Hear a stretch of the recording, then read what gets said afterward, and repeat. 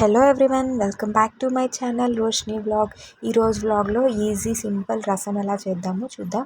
ముందుగా దానికోసం ఒక 2 టమాటోస్ పెద్ద పెద్ద ముక్కలుగా కట్ చేసుకొని, లెమన్ సైజ్ అంత చింతపండు తీసుకొని, వాటర్ పోసుకొని, తగినంత ఉప్పు వేసుకొని, మనం స్టవ్ మీద టమాటో ముక్కలు, చింతపండు అంతా కూడా కొంచెం మెత్తగా అయ్యే వరకు ఉంచుకొని, లాస్ట్లో కొంచెం మెత్తబడుతుంది లేదా ఒక వాటర్ అనేది ఉడుకుపట్టిన ఆ టైంలో పసుపు వేసేసుకొని చల్లారిన తర్వాత పిసికి పక్కన పెట్టుకోవాలి. ఈ లోపల ఒక కడాయి తీసుకొని దానికి మిరియాలు, కొంచెం ఒక 4 to 5 మిరియాలు, ఒక టీ స్పూన్ జీలకర్ర వేసుకొని వేయించుకొని పక్కన మిక్సీ జార్లో పెట్టుకుందాం. నెక్స్ట్ ఒక 2 to 3 కారానికి సరిపడా ఎండుమిర్చి కూడా లైట్గా ఫ్రై చేసుకొని మిక్సీ జార్లో పక్కన వేసుకొని, వెల్లుల్లి ఒక హాఫ్ వెల్లుల్లి వేసుకుని, అంటే ఒక వెల్లుల్లిలో ఒక హాఫ్ రెబ్బలు వేసుకొని చూపిస్తున్న విధంగా పచ్చిశనగపప్పు వేసి మిక్సీలో పేస్ట్ పట్టుకొని పక్కన పెట్టుకోవాలి.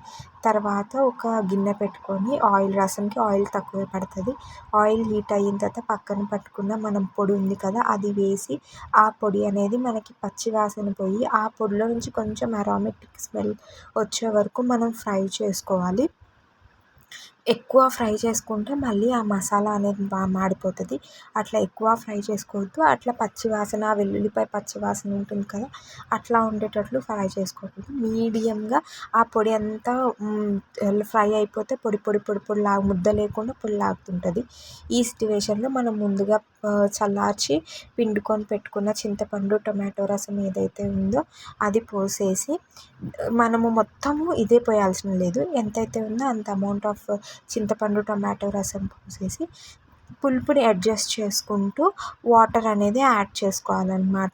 ఈదర్ అది 1 గ్లాస్, 2 గ్లాస్, 3 గ్లాస్ మనం వేసిన టొమాటో, చింతపండు పులుపుని బట్టి ఆ పులుపుని అడ్జస్ట్ చేసుకుంటూ మనం వాటర్ వేసేసుకొని ఒక 2 to 3 minutes మనము కుది వచ్చే వరకు ఉంచి లాస్ట్లో కొత్తిమీర యాడ్ చేసుకొని మళ్ళీ ఒకసారి పొంగొచ్చిన తర్వాత ఆఫ్ చేసుకుంటాం.